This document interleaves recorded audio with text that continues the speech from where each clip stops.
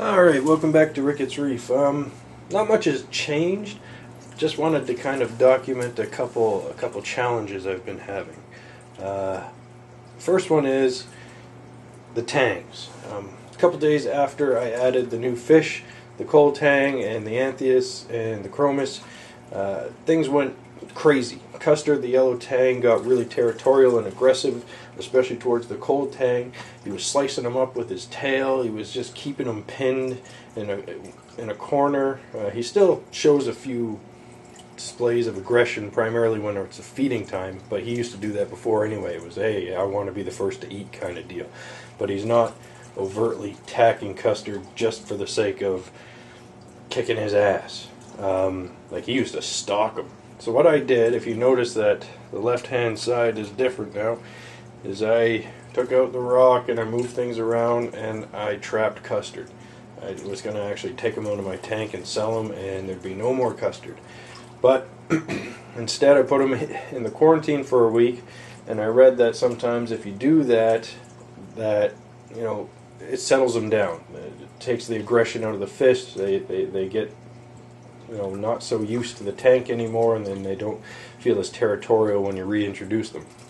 So I put him back in. He's been in him for a couple days, and him and Cola are doing fine, except for around feeding time, like I said, when Custard gets a little aggressive. Oh yeah, that was a good one. Custard just took a giant crap. So that's kind of how that went. So if you get that situation in your tank, maybe it's just a matter of separating the aggressive fish out for a while and then reintroducing them later on. Let's take a closer look at the fish to see how they're doing. So Custard's still, well, when I get close to the tank, he gets a little aggressive with everyone because he wants to be the first to eat.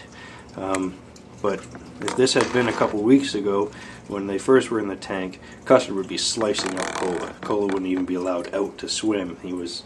Custard was sticking him in the caves in the back corner, and yeah, it was not cool. Other than that guy down there, I noticed started getting some RTN, or STN, slow tissue necrosis. Why? I don't know. Nothing has changed, but I cut the limb off that had the dying tissue on it, and it seems to have stopped. So that's kind of cool.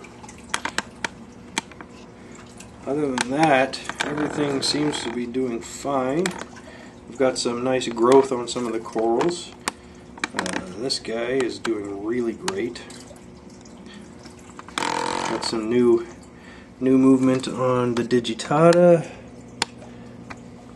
Hello, fish. And there's the anthias. That's a male. There's the female. Oh, the other male is somewhere. He kind of hangs in the background until it's dinner time.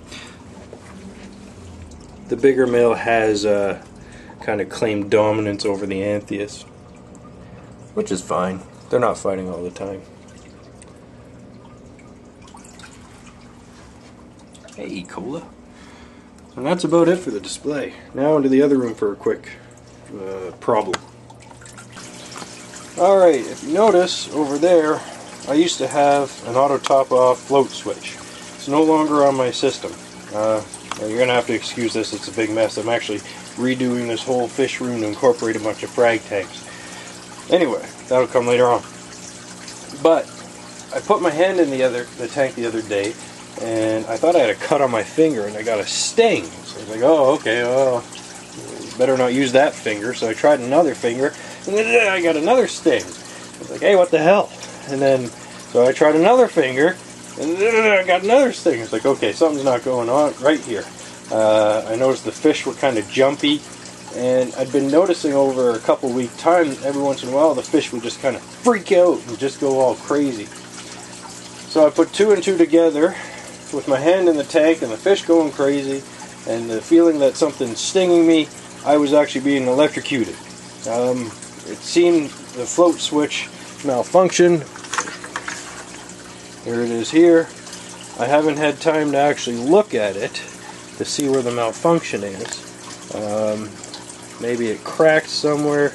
I'll have to take a closer look.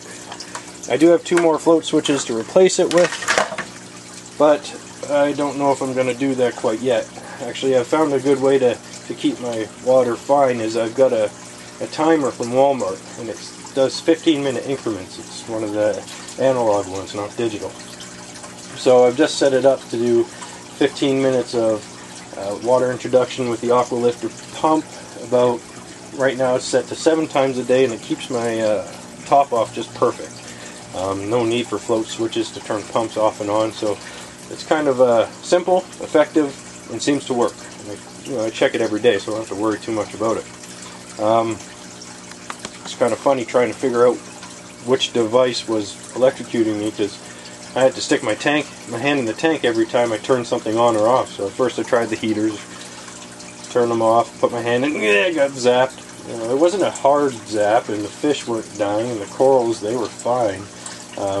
But had it been a piece of equipment that was more powerful, I would assume that it would have given me a good jolt.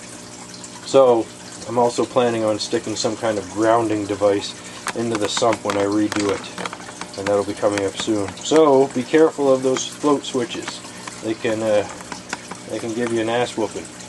Alright, questions, comments, as always, welcome. Later.